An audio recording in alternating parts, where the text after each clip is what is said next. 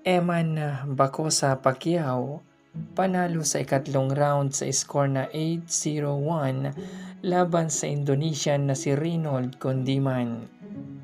Ipinakita ni Eman Bacosa Pacquiao ang galing nito sa ibabaw ng ring matapos ang ikatlong round na laban sa Indonesian na si Reynold Condimang sa PMI Bohol Boxing Promotion Kumong Bohol Anon 24 nitong February 28, 2026 sa Bohol Cultural Center sa Tagbiliran City, Bohol.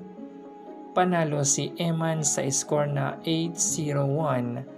5 beses na pinabagsak ni Bacosa si Condimang at tinapos niya ang laban sa loob ng 2 minutes and 26 seconds mark sa pamamagitan ng isang body shot. Samantala, matapos ang laban, inamin ni Eman na na-inspired siya kay Jillian.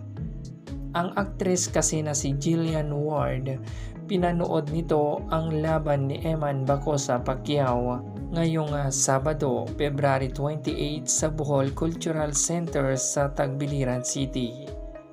Tumatalon pa sa saya ang aktres kapag nakakatama si Eman, lalo na noong manalo ito via knockout.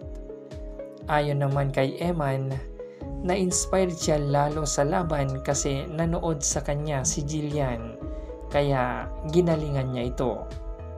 Na-inspired po ako sa inyong lahat, lalo na po kay Jillian. Ito ang sinabi ni Eman.